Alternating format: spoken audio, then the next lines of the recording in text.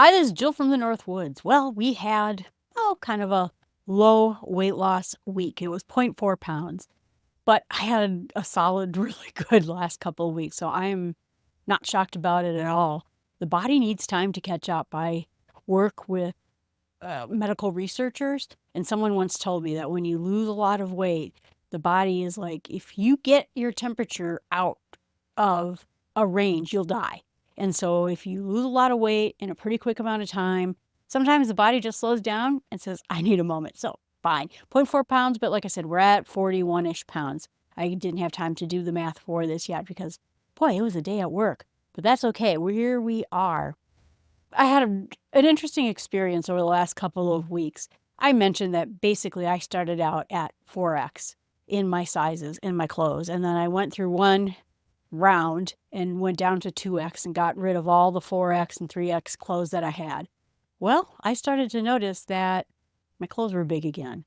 And so I went through this entire process of going through all of my clothes, and it's amazing. I've gone through another set of clothes. I bought this shirt when I was working for a hospital out on the West Coast, and I never was able to wear it. It was too small from the day I bought it. And here I'm wearing it, so that's pretty exciting. It's great to get into new clothes. And so my pants went down to size 18. My shirts are all now at XL. And like I said, I don't know if I'm going to ever get to large, but I think I will someday. But today's not that day. We got a lot of ways to go. Probably still a good chunk of weight to go. So I went through and went through all my clothes again and got rid of a bunch of jeans, got rid of a bunch of dress shirts, suits. I have suits that are way too big for me. I was walking around with my pants falling down when I go out and go hiking. Something had to get done. I bought myself 2 pairs of jeans, the size I'm at now, because a lot of my jeans that are in this size that I'm at now are kind of ratty. They're a little bit worn through. And then I got this size, the next one down. Looks at least a little bit nicer for when you're not completely just going out and dressing silly. So I got new clothes. I had 2 pairs of jeans, and now I brought forth all the other new clothes. I have bags and bags of clothes that are going to Goodwill, and hopefully they'll make someone some good use. But I had an interesting question where the question was, is Mounjaro GLP1, semaglutides, whatever you want to call them, are they forever? And it's a really good question. When I first met with my doctor, and if we recall, he's a public health professor. I think my hospital, my medical system was having a doctor shortage. And so they were just getting doctors from everywhere they could get them. And he's a professor of public health, which I really dig. I work with public health researchers in my job. And so that was kind of exciting that I got a chance to work with someone who works into the science of public health. And like I said, I get a big kick out of him. I think he has a lot of great thoughts. And so when I first went to my doctor and saw him, he said, well, I really recommend bariatric surgery. And I thought, gosh, I don't want to have another surgery. I had surgery once, and I don't know, I just don't like cutting into the body. But his point was, if you go on a drug, if you go on Mongero, you go on a GLP-1 drug, it will be forever. And if you get the surgery, it's a one and done thing. You are good to go. I understand his point. I mean, I really do. And he was trying to explain why the new surgeries are better than the old surgery. But boy, I just didn't want to get cut into. And I knew this was the risk I was going to take. And listening to someone else, they got told by their doctor, this is forever. And is that true? Is this really going to be forever? I have doubts because of how expensive this drug is, whether insurance companies will pay for it forever. Right now, don't tell them. I have no cholesterol problem, no diabetes problem. My sleep apnea has gone away. I will be at my goal weight by the end of this year-ish, maybe February next year, something like that. It's amazing to me. And for the first time in my life, like I said, since I was 8 years old, I could be at a weight that a person should be at, a healthy person should be at. I think the first question is, do I want to be on this drug forever? And I think about it. I don't have to make this decision now. We'll see where we stand. We'll see what exists out there. We'll see what the going recommendations are. We don't have to decide this now. And that's pretty much what I decided when I went on this drug. Let's just see when I get done what this drug landscape looks like. But what I want to be, on the plus side, it helps with heart disease. I used to have a skin allergy on my hands that caused a lot of problems for me. I couldn't even knit very often because my hands would be so kind of torn up. There was nothing I did that made it better. I tried allergy medicines. I tried, you name it. I tried everything and nothing went away. And as soon as I got on this drug, suddenly my hand allergies went away. Whatever that was, my hands are in good shape now. There are benefits of this. I talked about in the ADD videos that I made for the whole channel. I had ADD my whole life. And while I still have issues with ADD and maybe autism, the river of voices in my head has gone down. I used to have impulse control problems, and now I don't. Another benefit of this, and then not to mention all the studies that say that this helps with IBS, this helps with heart disease, it helps with liver disease, maybe kidney disease, we don't know. It goes on and on about how many good things this drug does. Do I even want to go off of it? And I see a lot of YouTubers and Reddit people out there afraid to go off of it. I'll put back the weight. Now, and that's a valid point. A study was done that showed 67% of people within a year put back the weight once leaving the GLP or the drug entirely. It is absolutely a risk. I mean, it absolutely is. And I don't want to go back. I want to be thin. I want to be adventuring. I want to go out and hike. I want to be able to hack doing some really solid adventures out there. And if I just put back the weight, I can tell there's damage in my knees already. I'm hoping that by catching it now, ends here. I'm hoping. I don't know if that's true or not. But then the other point is that I don't eat a lot. I go out with my friends, but I'm primarily trying to just hang out with them. There is some issues with nausea and a little bit of tiredness. I take the drug and maybe for a few hours after that, but not bad. We're all good. Certainly the digestion, you have to be on top of that, making sure you get enough fiber and water to make sure everything keeps moving through the digestive system. So you have to be careful. It's not terrible. The shot, having a shot is really weird to do a shot every week. And I've never taken any medication my entire life practically. And so this is a big leap. So there's pros and cons to it all. Is my insurance company going to pay for me to be on Mongero forever? I have no idea. And what happens when eventually I get old enough where I can go on Medicare? Are they going to pay for it? Maybe not. That's the first thought is, what do I want? What do I want to do out of this? And I decided I'm just not going to get too bogged down about what I want. And there's a lot of drugs people go on forever. Insulin, statins, hormone replacement, the little blue pill. There's a lot of drugs people take forever. And it's not the end of the world, right? I mean, people need hormone replacement. People take that little blue pill, even though they could go out and diet and get themselves healthier and probably replicate the same effects. There's a lot of drugs out there that you could, if you got yourself healthy, could go off of those drugs and stop taking them anymore. But there are people who never do that and they stay on that drug forever. So the question is, what do you do? And in researching this whole topic, I was looking at some interesting things. There were a number of studies where they put people, half the people on placebo and half the people on Ozempic, I think it was, and then found out, of course, the people on Ozempic and Mongero lost a lot of weight, while the people who were just supposed to cut back on their diets lost some. Makes sense to me. If you accounted for the math, someday I'll do a video on the weight loss math, I should be losing, according to everything, about half a pound to 1 pound a week. What I found before Mongero on this same-ish diet is I lost 6 pounds in 50 weeks. This drug is some kind of a hormone replacement. It was doing something my body lacked that I couldn't do anymore. I couldn't lose weight like I used to back in the day. And it just wasn't even working for me anymore just as a regular human being. So that's what that study shows with the placebo. This drug works.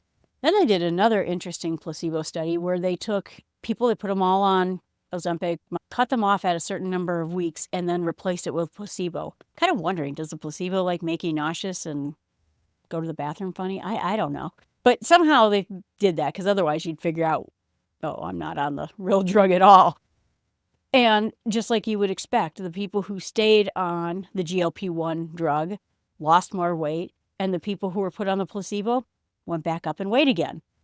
Then there was another study even that tried to measure how much weight people put back, and the people who were on a GLP-1 drug continued to lose weight, while the people who were on the placebo continued to gain weight.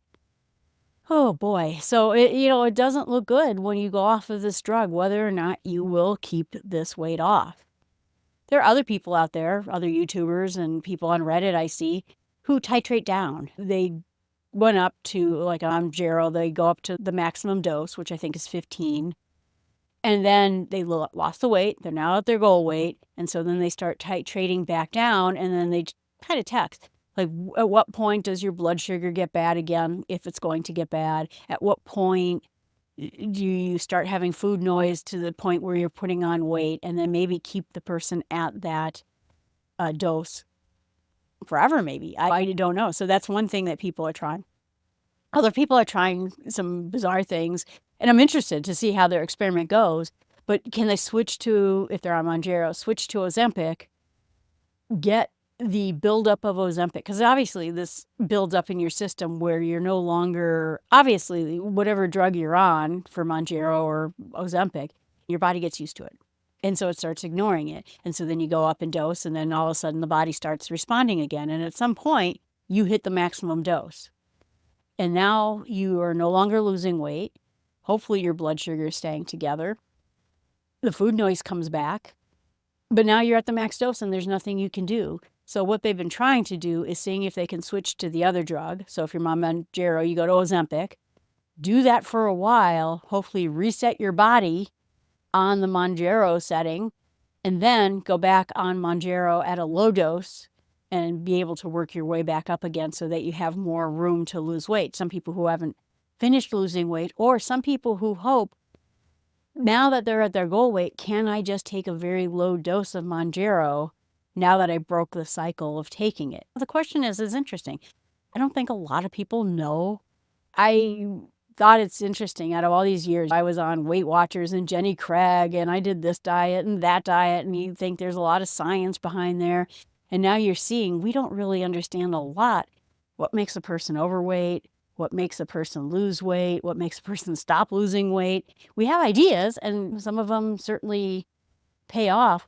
But we also don't know that when someone has metabolic disease, diabetes, high blood sugar, whatever you want to call it, what happens? What breaks in a person, and how do we fix it?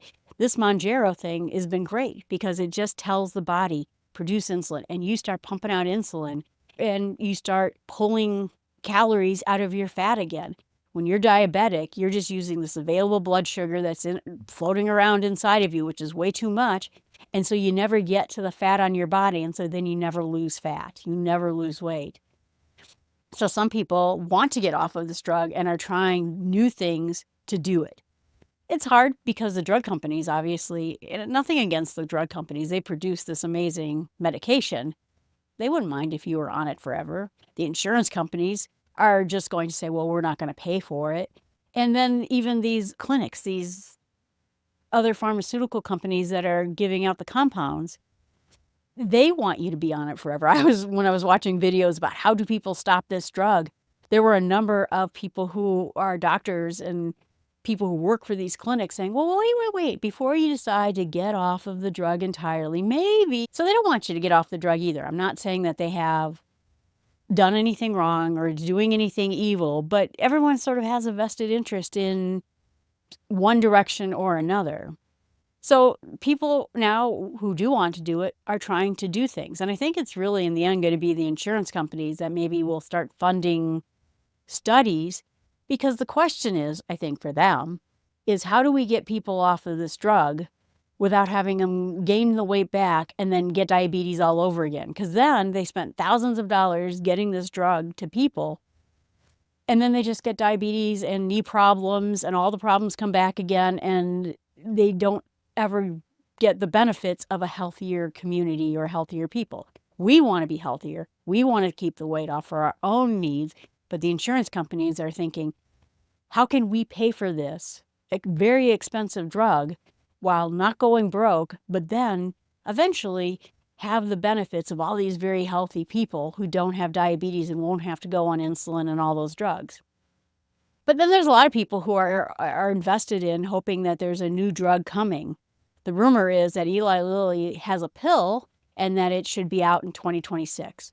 That it would be a nice way to, first of all, administer the drug.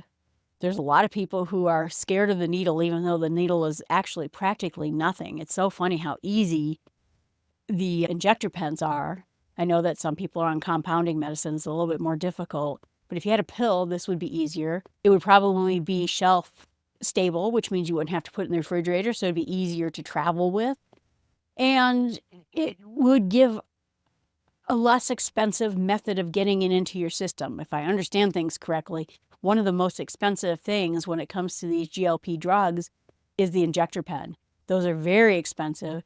And if you can just have a pill, that would bring down the cost so that people could take it. A lot of people could take this. A lot of insurance companies would no longer care about it. But I think the nice thing about it is that a pill is something that you would be able to alter the doses, be a little bit more nuanced in the dose. Like they can only make so many injector pens, so the doses are the doses. The pill, you might have a lot more ability to adjust your dose. Maybe you take 2 pills, or maybe you cut the pill in half or something like that. But if they came down with a pill that someone could take that would be low dose all the time, I think that would be a huge benefit to everyone. Like I said, not just because of the cost. So I take my shot today, right? I'm sick for the first couple of hours. I don't feel great. And then it starts to fade off a little bit, and the effects are strong. So tomorrow, the effects will be strong. Friday, effects will be strong. Saturday, Sunday, be pretty darn good. Monday, it's starting to wane off. And by Tuesday, I can eat pretty much darn near what I want to without any feeling full or that much at all. With a pill, if you took it every day, you would have this even experience. So I think overall, it sounds like the pill is going to be one of the best breakthroughs we do.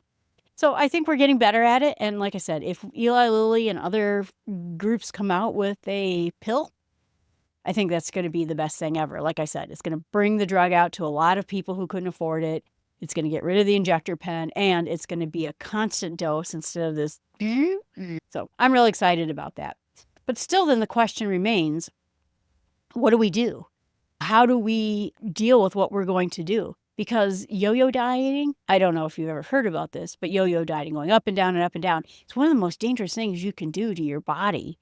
So let's say, just doing easy math. Let's say I weigh 200 pounds and I'm 100 pounds of non-fat material on me, and I'm 100 pounds fat, and I want to lose 100 pounds.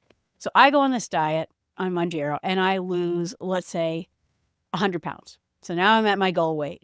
75 of it would be fat and 25% of it would be lean body mass. That would be actually a really good number. There was one guy claiming that GLPs cause a 50-50 muscle to fat loss. I am not seeing that.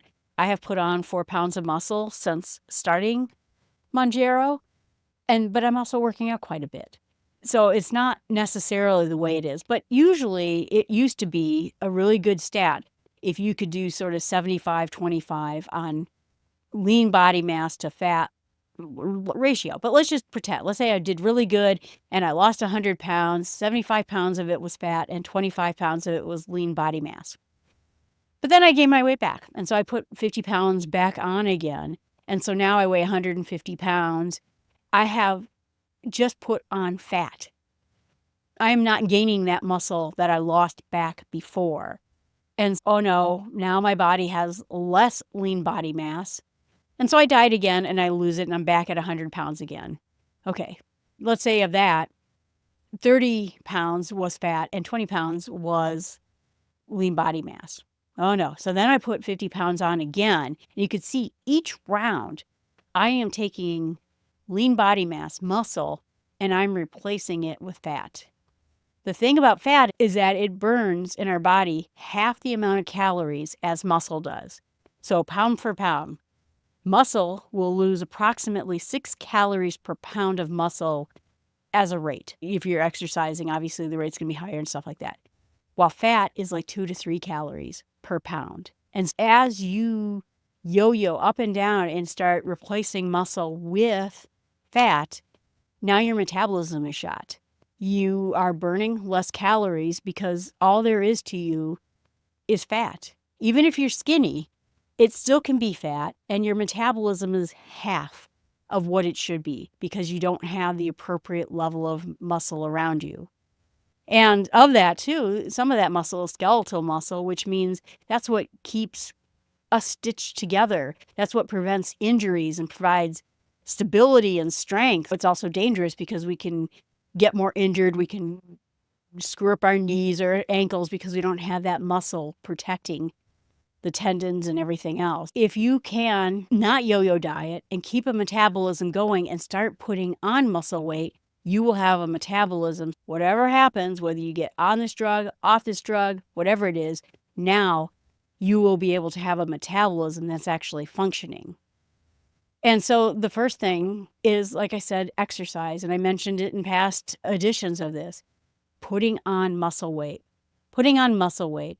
Exercising. Not just cardio, but resistance exercising, weight exercising, push-ups, lifting weights, that kind of thing. That's what's going to put on muscle.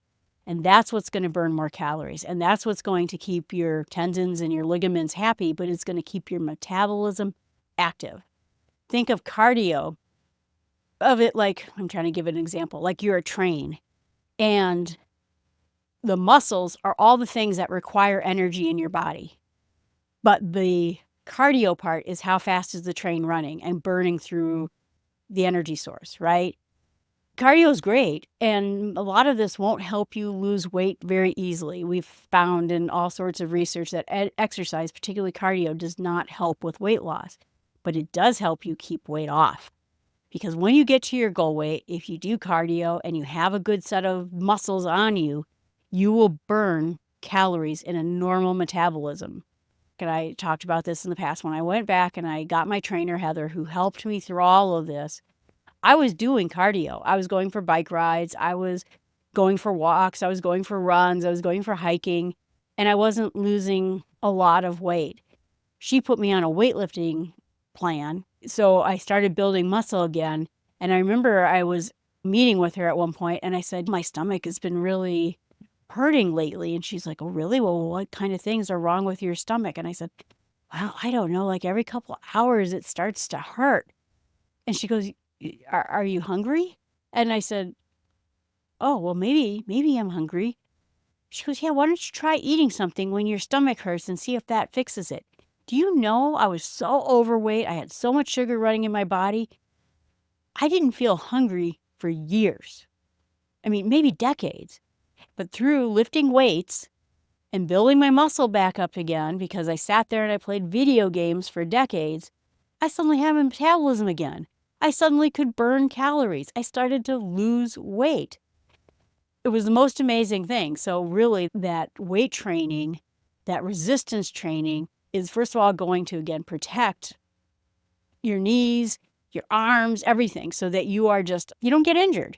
You don't fall over and break yourself. You have substance to you so that you actually are a healthier person. Because in the end, isn't that the goal, is to get healthier? And then the cardio, like I said, has a burn rate on it. And so that will actually help you to burn calories while you're trying to maintain your weight, not necessarily while you're trying to lose weight. The other part of it is I'm trying to learn how to eat better. I mentioned it before. High protein, high fiber, drink lots of water. I'm having some struggles with vegetables because it upsets my stomach. And spinach seems to be the only thing I can eat for whatever reason. So that's fine. Spinach is good. But I can only stuff it into so many wraps and things like that. But I do try to get there. But I'm trying to learn how to eat better and learn how to cook better. And so I bought a lot of cookbooks on high protein, low carb, high fiber diets. And if you really get stuck, maybe getting a counselor, someone who could hold you accountable. My trainer, she held me accountable. I had to turn food logs into her every week. So that's fine too.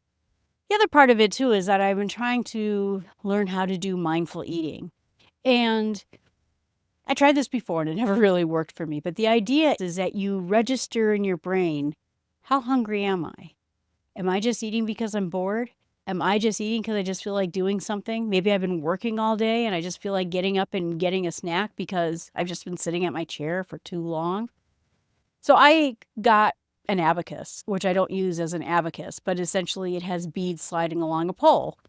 I sort of slide over beads of how hungry I am. So it's on a scale of, I think, 1 to 10. So I slide over the beads. How hungry am I? The idea is I'm going to eat when I'm hungry. Right now, with Mongero or whatever GLP drug you're on, we have training wheels on. We can sit there and teach ourselves good skills about mindful eating without paying any price. I got frustrated when I was having high sugar problems because if I starved myself, my sugar would go up. If I fasted, my sugar would go up. If I ate a big meal, my sugar would, I couldn't do anything without my sugar going up. And so my weight went up. I couldn't diet properly. I had to eat breakfast every day. I had to eat a snack before bed. Otherwise, my sugar would spike. And so I was putting on weight because I was, first of all, eating when I didn't want to eat. And then I was eating to maintain my sugar levels in my body. Now, being on the glucose thing, I'm no longer having that problem. And so now I can experiment with things a little bit. I'm even thinking maybe I'm going to try intermittent fasting. Like when I take the shot, is it possible that I could just try a 1 or 2 day fast just to see how it goes? And then the other part of it is you have to figure out why you got into overeating in the first place. And the answer is not same for everybody. Some people have food voices, and that's what they talk about, and that's why Mongero works so good for them. Food voices were never my problem. My problem was my ADHD. I had impulsivity where I would just sit there and say, oh, I think I might get a steak. Or, oh, wouldn't it be fun if I had a cake? Or wouldn't it be fun if I went to the grocery store and got some chips? It wasn't food noise in the same way. My friend here, she has a lot of food noise. She thinks about food all the time. And I rarely think about food. I never do. And when I do, it's just because I'm playing a video game and I want to eat a bag of chips. It's more like a weird thing than it is food noise. So I never had that problem. But why was I doing it? I get bored. I'm impulsive. Drug, like I said, helps with ADHD. Or maybe you're stressed out. Food's not the answer to any of those questions. If you're stressed out, play a video game, hang out with friends, go for a walk, read a great book. Do something else that will relieve your stress because food is not stress relieving. And when you put on weight and then your knees hurt and you can't fit in the chair at the movie theater like I couldn't fit from time to time, stressful. So you're not easing stress by eating out. If you're bored, food's also not the answer. It's not going to entertain you for more than 15, 20 minutes and then you're done. But whatever it is for you, this is the time while you're on Mongero, while you have your training wheels of this drug preventing you from falling into these traps of eating, find it and fix it. Figure out better ways to address whatever it is you were doing. For me, I was a boredom eater. For me, I liked eating, I don't know, kind of tasty things, and it was more like an adventure to see if I could find exciting, tasty things to eat.